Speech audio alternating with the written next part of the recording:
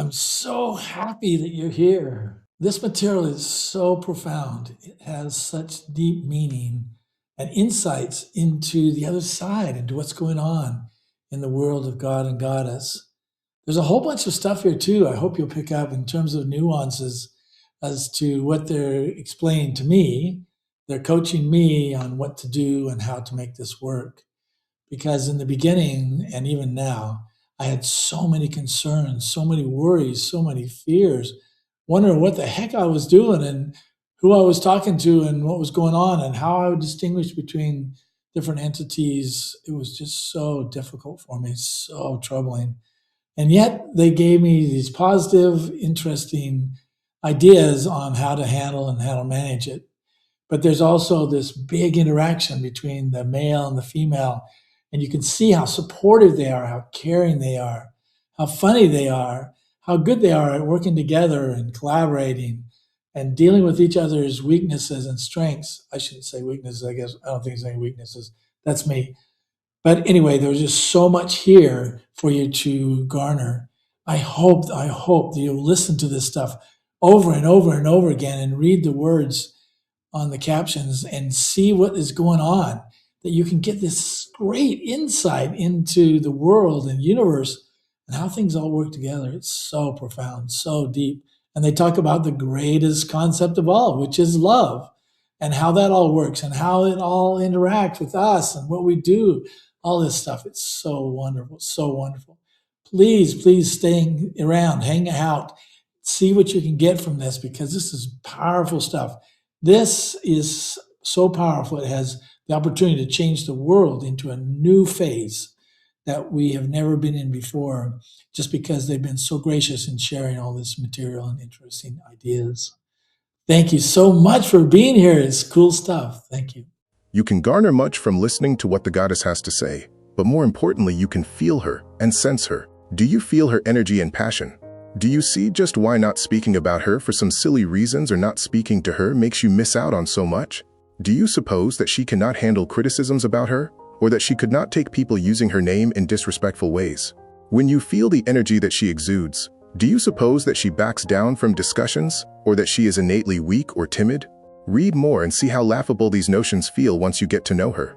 I know that you have had significant consternation about being able to distinguish between us, and hence some of your hesitation of coming here and writing about us. Now that you are into this even in a small way, you can clearly distinguish between the differences between us and others, and so your fear, as always, was unfounded. Each time you get an impulse about who it is that wants to share with you, just go with your feeling, and if you make mistakes or are unclear on something, simply ask about your concern and we will answer it. Here's an exercise for you. When you listen to the goddess speaking, or the words that she's shared, I want you to do what God says here, and that is to feel her and sense her.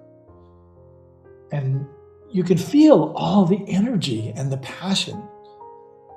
This is something that comes in real deep inside. You can just feel it.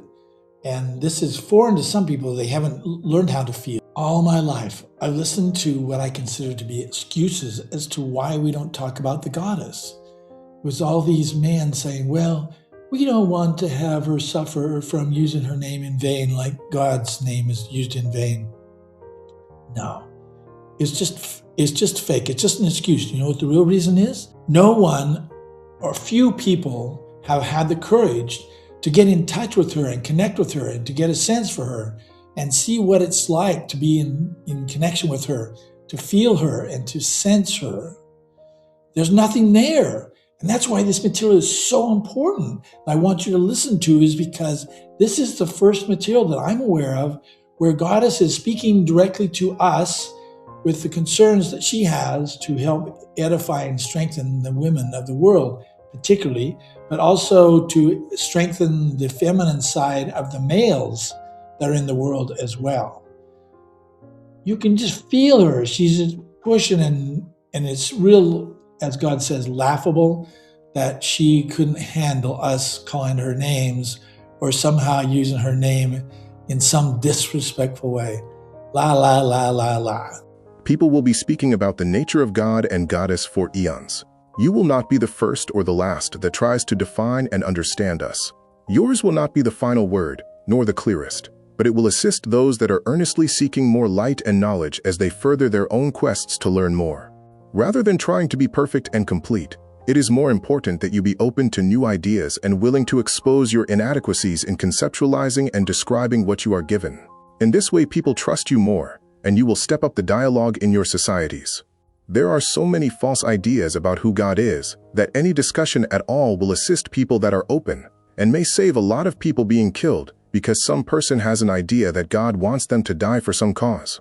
In fact, God wants you each to live fully and bounteously, and to live in joy and peace. This is an interesting part for me. It's so personal. He kind of put me in my place, right? Said, yours won't be the first or the last or the clearest, but at least there's an attempt.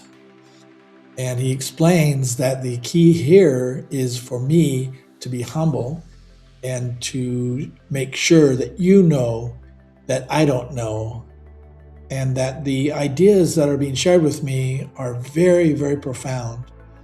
And there are many, many emotions that show up in me.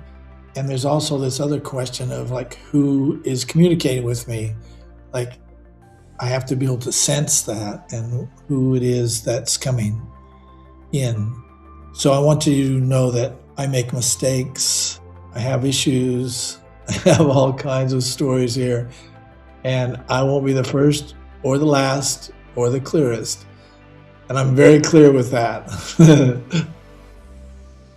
In this paragraph, God is very clear that God will never, ever authorize you to kill someone else or to kill yourself. God is never willing. That is false. That is a big lie.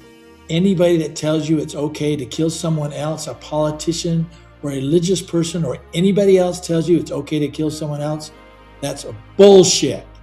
It's not true. Don't ever believe it. God wants us to live and live well. I want to be very clear with this. I'm very adamant on this point that you get this. This is a call to move beyond rigid, fearful definitions of the divine and embrace a more intuitive, lived experience. Here's a summary of what you could gain from this perspective. One is emotional, intuitive connection. Instead of focusing slowly on the words or doctrines, you can learn to sense and feel the energy of the goddess. By letting go of the silly reasons for silence, you open yourself to a passionate, resilient presence that is neither timid nor easily offended. Number two, freedom from the fear of doing it wrong. The text directly addresses the anxiety of misidentifying spiritual voices or making conceptual mistakes by engaging with this material. Discernment, the ability to distinguish between different spiritual energies. Permission to be imperfect. The reassurance that your fear was unfounded and that mistakes are simply opportunities to ask for clarity. Number three, authenticity over perfection. You are encouraged to trade the burden of being perfect and complete for vulnerability and openness. By exposing your own inadequacies and in describing the divine, we actually build deeper trust with others, foster a more honest social dialogue, and for a path towards peace and joy.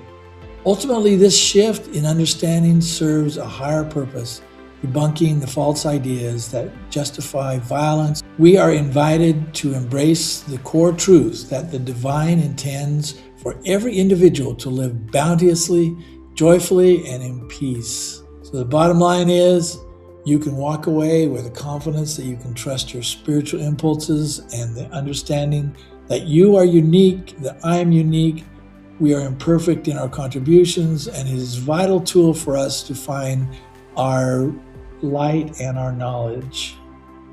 I'm Paora, and I invite you to come back for the next adventure. It's going to be good. Thank you, and please subscribe, and please come back soon.